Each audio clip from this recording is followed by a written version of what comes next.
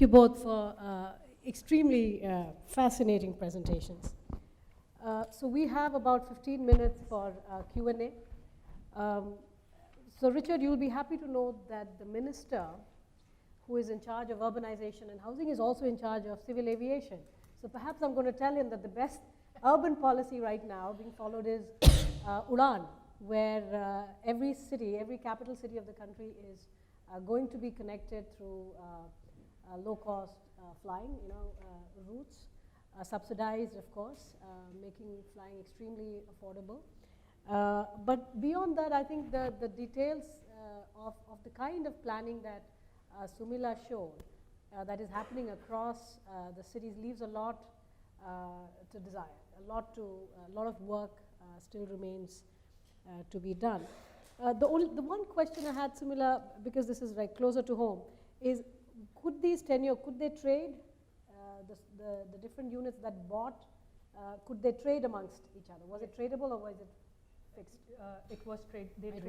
And actually what they did was they went vertically up. So more families came, their extended families, and there was rental units. So even though originally they were meant to be ownership and the regulations allowed them to only build maximum 2, maybe 1.5, they violated, and the project planners looked the other way, and so there's trading in the market. There has been some slightly higher income families that have come in many of these places, but it's by no means universal. Okay. And could I follow up? So I have a question. Are people allowed to assemble? So take 2 21 square meter parcels and turn them into a 42 square meter, or are they preserved forever as these small parcels? Okay, so I think it's a very good question. I'm not sure about this, but I heard that initially assembly wasn't allowed, but there was a moratorium, and that time is up in Mumbai. But I'm not entirely sure about whether there was a moratorium. But the interesting thing is that we didn't find any evidence of consolidation. And Interesting. And India is not a place that follows regulation. So you say don't consolidate, they will consolidate. You say don't build, they will build.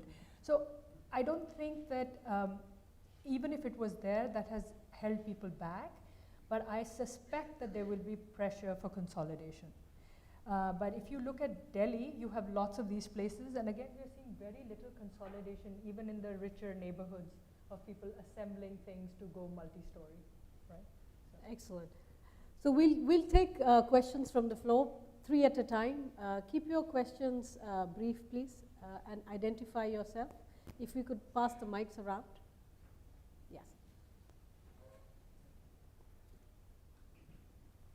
Okay, I'm Jaren Chopra. I'm not in the estate business, but I've traversed a lot of real estate. Richard, my intervention is addressed to you. Your preliminary was super. Okay, in India, we are having a problem. This global slowdown of the economy, the internal slowdown, this has affected our real estate business. In other words, the real estate, which is the big money generator, and in India, it gives you a lot of employment, it adds adversely to the general economic output. So my first question to you is, what should we do? What macro steps should we take to try and revive this real estate economy despite all the slowdowns that are there? And a quick follow-up. In India, as I said, we generate a lot of money through real estate. Unfortunately, a lot of money that's generated is unaccounted, or what we call in India, black money. Your heading was technology. Besides digitalization that we're doing in India, how do you think we can harness technology to step this? And just a corollary, this marriage. In India, regardless of real estate, the marriages are going to keep taking place. The only thing that has happened, now girls are saying no if there's no toilet over there. Thank you. Okay, well, that's a lot. So the first question is about the business cycle, and if I could explain the business cycle, then I would, I'd still want to be here, but I could spend my life on a beach. I actually wouldn't want to do that either, but you get the point. No, but I don't think anyone understands business cycles particularly well. And one of the things I do find fascinating, that's why I did that overlay, is in the US, it's very clear what leads what.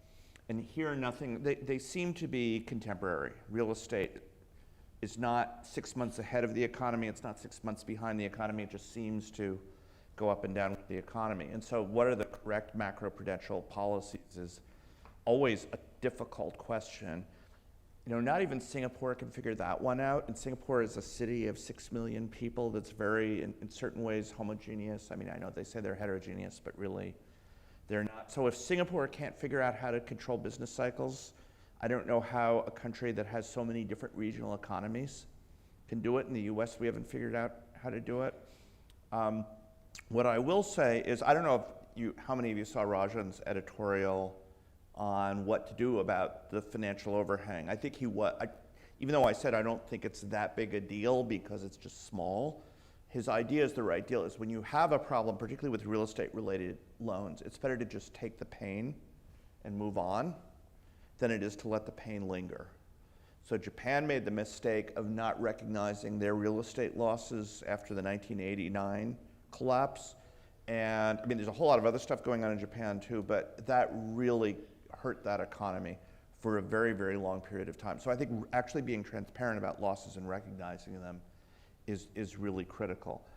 The point about transparency,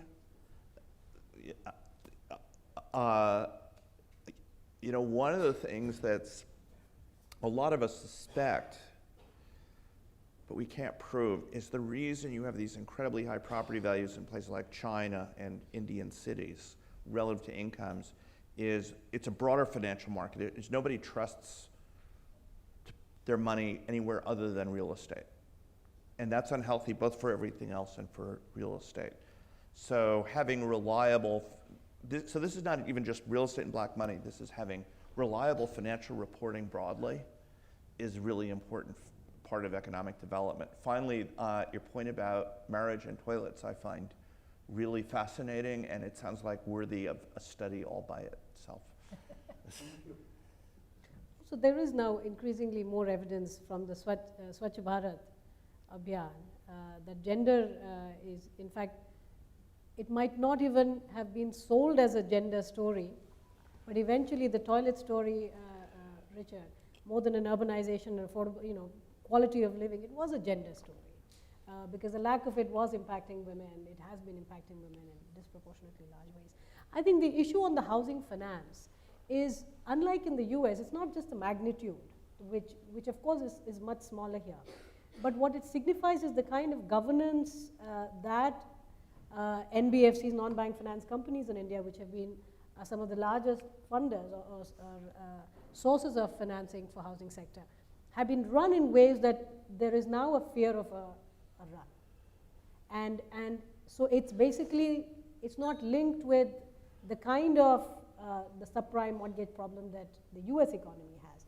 This has much more to do with the NBFC sector and what it entails for liquidity in the market or the credit markets broadly beyond the housing sector. Also, a lot of the loans did not go to households to finance housing. It really went to builders, and I think it's that nexus which we are beginning to discover. But these are all housing loans. So this is both the construction loans and the loan. And what I look at, Shabika, is even if you had even if the losses to the NBFC sector were half of, so the government has to come in and basically, that's the point about the good bank, bad bank, is you put the good assets in one institution, you sell off the bad ones at a fire sale, the government picks up the difference. That's what we did with TARP in the US, which actually was, I think, a very successful thing. It's what we did with the Resolution Trust Corporation after the savings and loan crisis. It's what we did with the Homeowners Loan Corporation in the aftermath of the Depression. So I think there are mechanisms for dealing with it. But again, I sum everything up and I look at that number, and and the key is relative to the economy, it seems smaller. The point about fear, though, I was talking to a developer yesterday in Mumbai, and he was saying the fear comes from something else. Is a difference between India and the US is the cost of screwing up in the US is you lose a lot of money. You get sued, right, basically. The cost of India, if you're a financial institution losing a lot of money, is you go to jail. And I don't know if that's correct, but that's how he presented it to me. And so it's fear of prison is something that is making people not willing to confront the issue. And that's a very different fear from fear of losing money, which is, I think, Except that not too many, we haven't seen that. There is a fear, Okay, all right. and there's a possibility of that, but now we are talking in a sort of, futuristic. Hypothetical. Okay. Hypothetical. The problem is much more an NPA problem, rather than NPA triggered by the housing sector itself. So obviously the nature of the financial sector fragility we are dealing with here is very different. But of course it would perhaps the requirement would be a TARP type, where the RBI and the finance ministry do work together, as they did in the US, to make beyond basically continuing to put money into. So we've been doing a fair bit of pumping liquidity money into the public sector banks right now, with the expectation that the consolidation will take care of it. But I think what has been very exciting from your presentation is viewing the larger financial sector problem in India today, and the NPA problem from the lens of housing, which obviously is a very important sector. Yes, let's get to the next. Yes.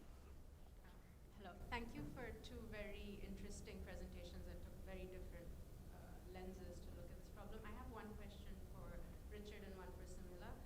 For Richard, I'm a single woman myself, and I'm not surprised that women aren't getting married. It makes perfect sense to me.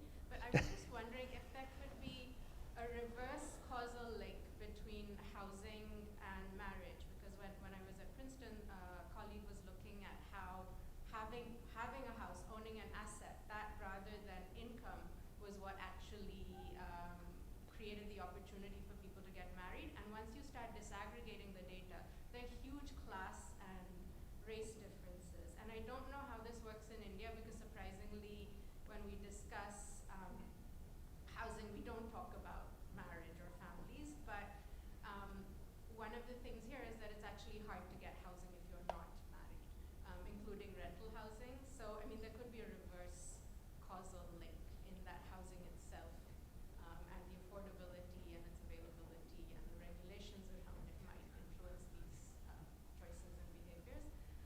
For Sumila, my question is, do you think we currently have in place the governance and institutional structures that are capable of doing the sort of planning that you talked about? And if anything, we've had a kind of weakening compared to when these projects were started in local government capacity and local government institutions.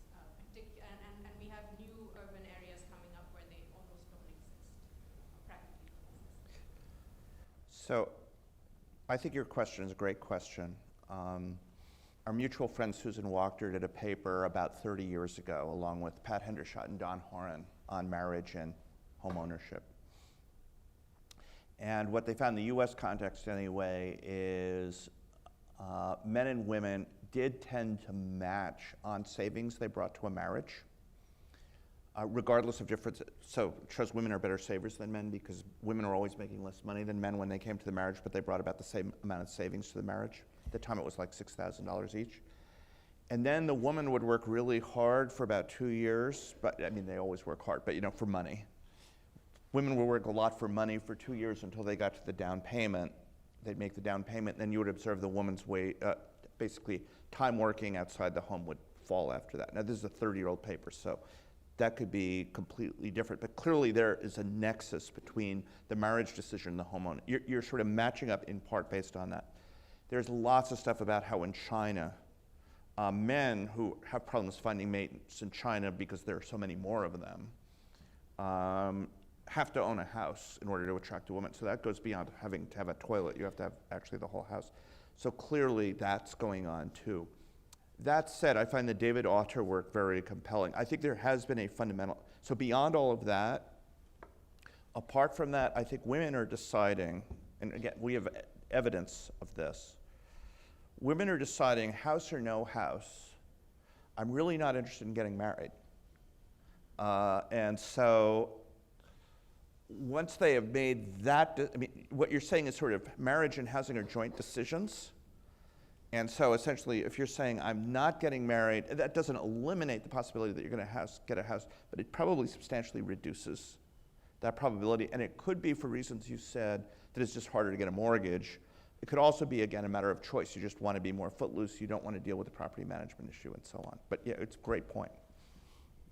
Okay. I think your point on governance in institutions is spot on. I think the biggest problem we have in India is the governance and institutions of our cities are antiquated, and we are not empowering them to run like cities. So even the biggest cities like Chennai, which I have started working on now, is run through silos of state government institutions, the roads, the bus company. All of this report to the state, and at the city level, it's just a corporation that does a few things. Now, that said, can there be a shift in the way we approach housing and housing policy? Absolutely. So, for example, whether it's Delhi or Chennai, they give planning permissions to developers to build a community, a development. And the rules that they're asking of these developers are exactly the opposite of what they should be asking. So they shouldn't be saying your minimum houses should be this and that. They shouldn't be saying put gates around it. They shouldn't be saying that if you put anything other than a house, I will fine you, right? So they should be talking about building developments. So for example, just to look back, DLF developed Greater Kailash 1 and 2, right? It's very different from the DLF multi-story gated communities you're seeing in Gurgaon. And so there was shopping, there was houses, the roads were not gated. I mean, the community was not gated. So I think those are the kinds of requirements that either we are putting as planning regulations, or we are not pushing developers to do differently other than serve the biggest tier that we are getting wrong. And secondly, the approach to public housing and who gets subsidies and what we are doing at the city and state level can do much better than they're doing right now. And thirdly, the national government's policy on housing, the Prime Minister's housing program has 3 pillars, of which one can certainly be shifted, which is about building housing without worrying about location and infrastructure. So it's about building the cheapest unit you can, so you'll get it very far out, and it may or may not. So it's a subsidy to the state, to the developer, and not to the user. And as economists, and I assume many of you are, you want to put the subsidy more in the hands of the consumer rather than the hands of the developer. And I think Richard and we were talking the other day, I think we are aligned on that. So just a few points for your consideration. Thank you. I think we've come to the end of it. But, you know, Richard, the marriage issue and the gender issue is obviously interesting. But I'll tell you, within India, given the high marriage rate, perhaps, I mean, the intricacies, the way some of this is working can perhaps also be understood through studying state economies, through studying how these institutions are evolving across. All India averages actually do become quite meaningless because there's just so much variation across states in terms of these institutions that it's difficult to understand. But there is one factor which does remain like a gorilla or an elephant in the room when we think of housing, particularly from the finance side. And we haven't touched upon that enough today, is that as long as our financial markets remain repressed, meaning people do not have access to enough financial instruments to basically invest in, the savings, and India is notorious for its high savings. Of course, it's declining now, and that's a cause of another larger structural concern. But people find houses or housing as a means of channeling their savings, which means it's the lack of development of the financial sector which also truly indicates why or what the nature of housing demand in India is. It's not always productive. Many times it's so illiquid because the property rights are badly defined. You're not able to trade in them even when you need the money. It truly is seen as a way of parking your savings because it is seen as a safe asset. Now that of course means we have a lot of liquidity, a lot of capital trapped in the housing sector, which is not productive.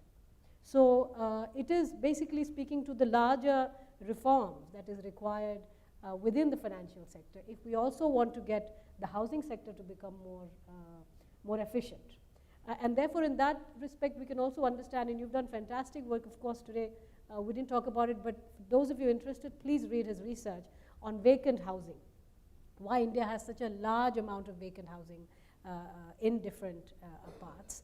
And the second is, unlike most developing countries where with growth and development, demand for rental accommodation rises, because that's a sign of mobility. In India, that is not happening. Yeah. And that is a cause of concern, because it reflects, one is, what is the nature of internal migration? It isn't anywhere near what we would expect internal migration to be for a dynamic country like India. And of course, secondly, it is this preference of ownership over rental. So with that, we bring this discussion to an end. Thank you very much for your time. We have lunch served outside. Continue the discussion, and please do read their research. Thank you very much.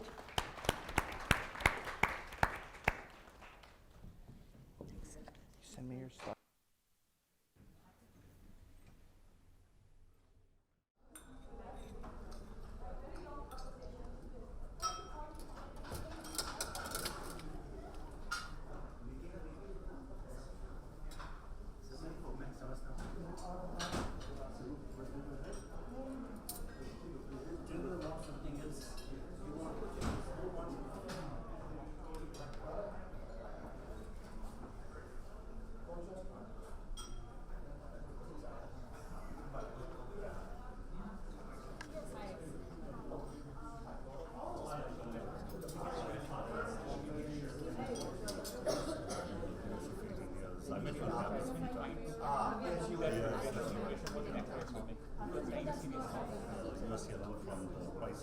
I know. Yeah. Okay, good. I took a picture of the two of us and sent it to he runs our MRED program. Okay, good, yeah. Just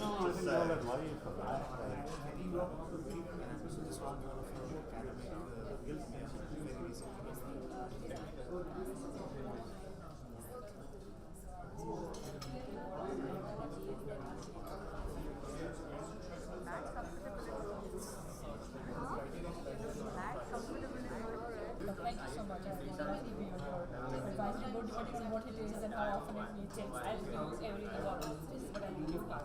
Oh, thank you. You gave it away. And I have 50% loan on the property. So 50% loan might go back, but 50% is my self equity which is going back. And I'm not making